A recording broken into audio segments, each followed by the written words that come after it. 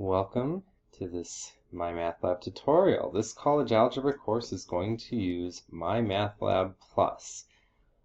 I am using an old course, so the course number up here is not accurate, but a lot of what you will see in the video applies just the same. So in order to get into MyMathLab Plus, there is only one way to do this. Click on this link. The link won't always work. What do I mean? Sometimes when you click on it, you'll end up with a blank page. If you refresh your browser, that solves it 75 to 80% of the time. The other 20% will be solved by going in and clearing your browser's cache. If you don't know how to do that, Google it.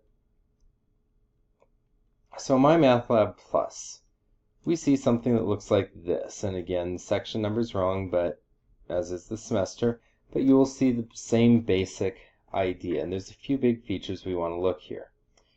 What to work on next. This will show the next 3 items in sequence that are due. If you want to, and it says how long until the next item is due. Now, be careful about this. There will be up to 12 items due at the same time. So, and if this happens to be a summer course, if I reuse this video for a summer course, there could actually be up to 16 items due at the same time. So don't look at, oh, I've got 4 days left to do this one, so I can wait a little longer. No, we've got 4 days left to do the next 12 items. So get started. Another way to look at those, this will only show you 3 at a time. If you want to move along, click on, I believe, all assignments, and it will have all assignments in order. Now every assignment will be open at the beginning of the semester, so you are welcome to work ahead. You can go in here, and this will show you every type of assignment, both regular, both homeworks and quizzes. So let's go back home. Other things to spot on the home page is you will see a submission progress with overall score. This is my page, and I don't exactly do all of the assignments every semester, so my score tends to stay low. But it will show you various assignments that you've submitted, what your scores were on them, and you can get into them here. That's not the easiest way.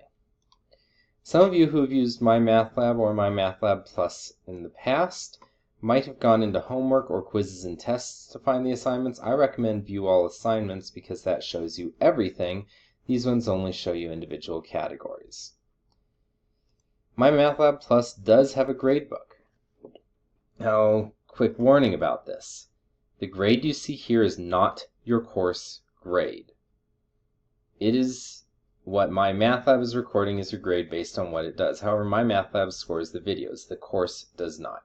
You will find your course grade in D2L only. This is something separate. But what you can do in the gradebook is, if you have finished, the assignments are done and you need to go back and review something, you can click, as long as you have attempted the assignment, you can click review. It opens up the assignment again, and you can go and try any question. It won't change your score, but it will give you practice. The other place you can get practice is by going into Study Plan. When you go into Study Plan, I recommend always going to All Chapters, and then selecting the chapter you want to work with. Chapter 2 is a very common one. Select the section, and then what these numbers mean is it's Chapter 2, Section 3, Problem 1. And the exam review guides will suggest problem numbers out of each section. So you'll be looking at these, and you'll find those in the study plan. You'll see that when we get to the exams. The last place I tend to go in MyMathLab Plus is the multimedia library. In this case, we can find the videos from any particular chapter and section in case we need to rewatch them, or if we didn't watch them before they were listed as due. We can find all of those videos. Yes, that will be more videos than what we recommend. We have assigned the videos that we think are really the useful ones, or the most useful ones. Any of these could be useful, but we've assigned the ones that are the most useful. You can find the rest of them here, though. And that is MyMathLab Plus. You will not see anything along the side that has that little icon. That's hidden from students. Those are my own resources. Oh, the last thing, if you want to use the eText, you can click Read eText, View eText, and it'll open up a new window with the ebook in it. And Pearson's eText does take a while to load, so I'm not going to wait for that before finishing the video. I guess I will.